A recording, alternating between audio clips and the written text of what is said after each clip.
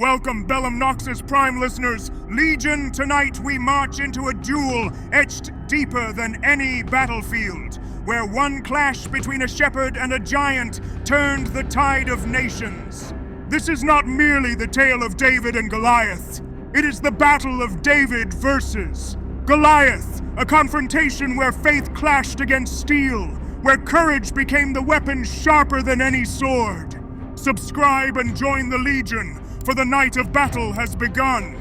The plain of Elah lay heavy under the morning sun, its rolling hills bristling with armies that had grown tired of watching, yet too fearful to strike. For 40 days, the valley had echoed with a single voice. Not the thunder of clashing armies, not the roar of cavalry, but the mocking laughter of a giant. On the western ridge stood the Philistines, their spears glittering like a forest of iron beneath banners of black and crimson. Their war chariots rested in the shadows of tents, their soldiers armed with curved blades and round shields painted with the snarling jaws of beasts. At their center loomed their champion, Goliath of Gath, a man so massive he seemed carved from the earth itself.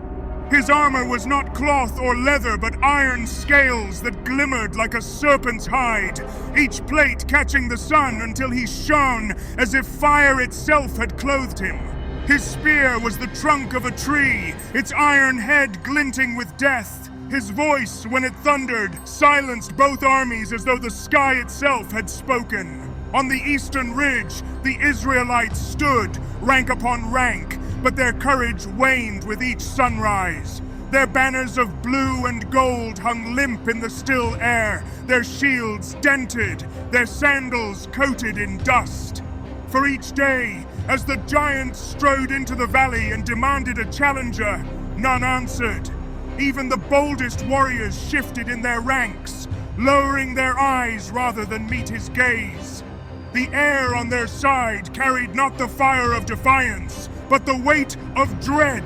The valley itself became an altar of silence. Every stone, every blade of grass bore witness to the tension that hung between the two armies. The wind carried only the echo of Goliath's challenge, his laughter cutting deeper than any sword. And yet, into this silence stepped one who was not counted among warriors. A shepherd boy, David, clad not in armor but in simple cloth, his hands scarred not by blades but by the sling and the harp. He bore no shield, no sword, no spear, but his eyes burned with a fire neither army could deny. He looked upon the field not as a soldier trembling before a giant, but as a commander surveying a battle already won in spirit. And though the sun beat down mercilessly, though the ground trembled beneath the weight of armies, it was David's voice that rose above all, not mocking, not fearful, but certain. The air shifted, the valley held its breath, the storm of this duel had begun to gather, the giant moved first. Goliath descended the slope of the western ridge with steps that made the earth tremble. Each stride shook the valley as though mountains shifted on legs of flesh. His armor rattled like thunder in chains, the polished bronze of his helm gleaming with the cruel smile of the sun. He carried his shield-bearer before him like a shadow, the smaller man laboring to lift a wall of iron tall enough to cover 2 soldiers. And again his voice tore across the valley, deeper than drums, mocking, venomous. "Send me a man that we may fight! Where is your courage? Where is your God?" The Philistines roared behind him, the echo of their laughter shaking the air like storm winds tearing through canvas tents. But across the valley, silence choked the Israelites. No sword was raised, no spear lifted. Every man's breath came heavy, hearts thundering not with rage, but with fear. Then David stepped forward. At first it seemed an insult, a boy unarmored, walking down the slope with only a shepherd's staff in one hand and a leather sling in the other. His sandals pressed into dust, still wet with the dew of dawn, yet his steps did not falter. His brothers hissed at him to turn back, commanders sneered, even King Saul himself had tried to weigh him down with armor too heavy for his frame, but David refused it. He carried nothing but 5 smooth stones in a pouch, and the fire of conviction in his eyes. The murmurs spread like wildfire. Men whispered, disbelieving. The Philistines howled with laughter, some falling to their knees, clutching their bellies as if the sight of the boy itself was victory. Even Goliath paused, his sneer twisting deeper, his voice dripping contempt. Am I a dog that you come at me with sticks? Come here, and I will give your flesh to the birds of the sky and the beasts of the field. The Israelites quailed at those words, but David did not flinch. He raised his voice clear and sharp, cutting through the valley like a blade of light through storm. His words carried not just to Goliath, but to both armies, to every soldier who had lost hope.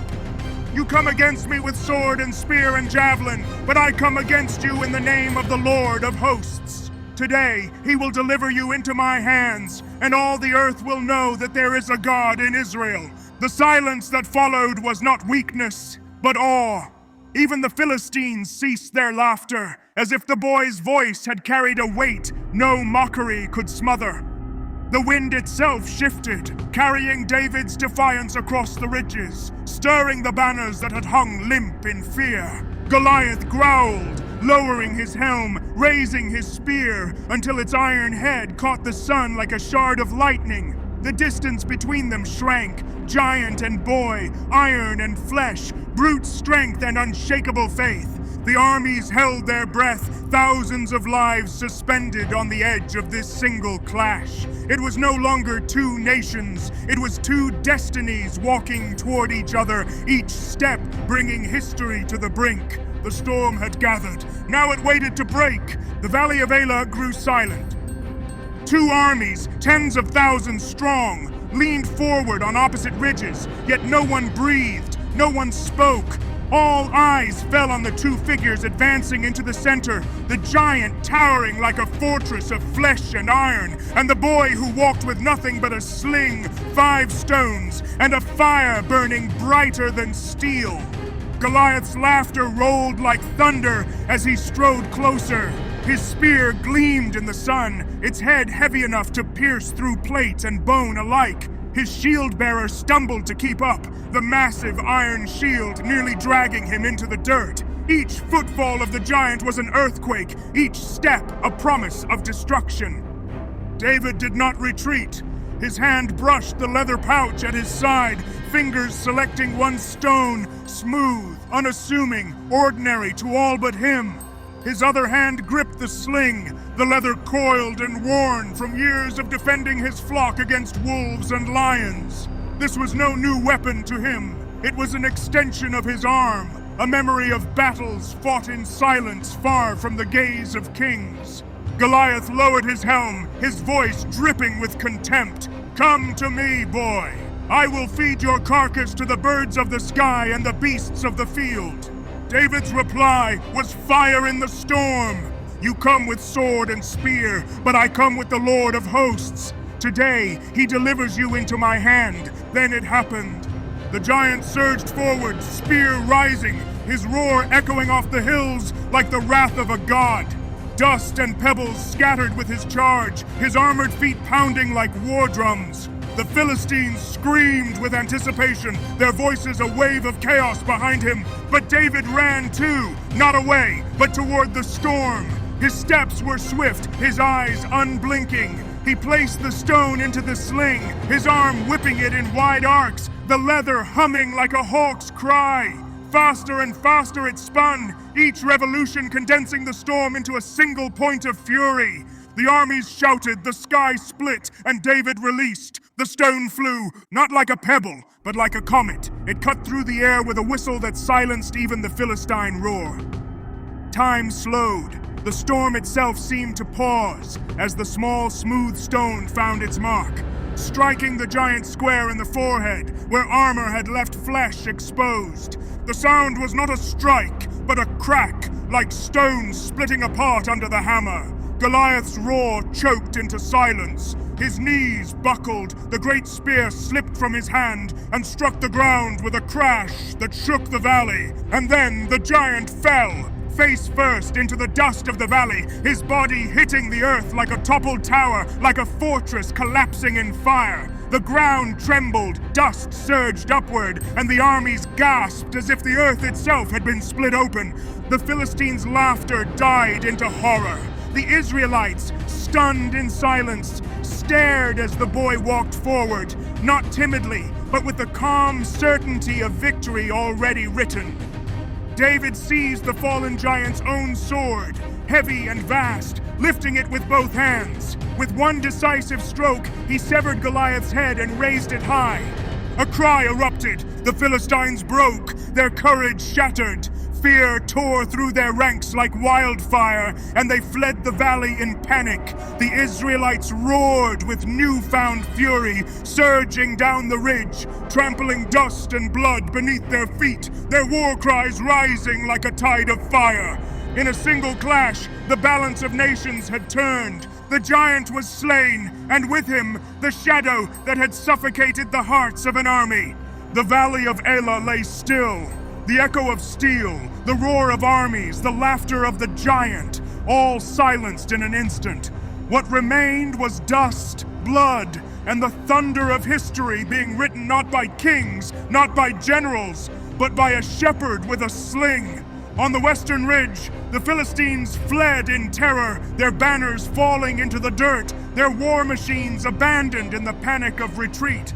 They had trusted in size, in strength, in the spectacle of their champion, and now his headless body lay crumpled in the dust, a monument to pride's undoing.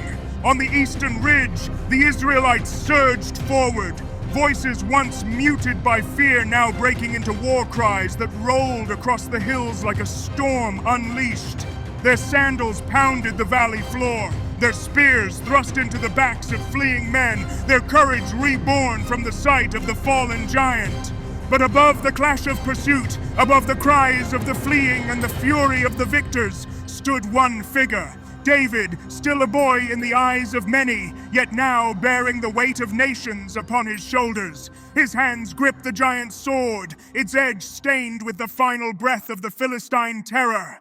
His gaze did not falter, for he knew this victory was more than blood spilled. It was faith made flesh, courage made manifest, the impossible carved into reality. From that moment, David was no longer a shepherd who watched over flocks. He was the warrior who had broken a giant, the one who proved that no army, no fortress, no empire could withstand a heart set aflame with unshakable conviction. And in the centuries that followed, this clash became more than a story. It became a symbol, a reminder to every soldier who faced impossible odds, to every warrior who trembled before an enemy greater than himself, that giants fall, that courage endures, that the battlefield belongs not to the strongest in stature, but to the strongest in spirit.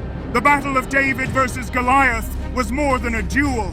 It was the spark that lit the fire of kingship, the moment when nations turned, the battlefield where faith proved sharper than iron. Legion, carry this with you. For as long as storms rage and empires rise, this truth will remain. No giant stands forever, and no storm silences the voice of the brave. Subscribe and join the Legion. Share this chronicle. Raise your voice in the war council below. For the night of battle has begun.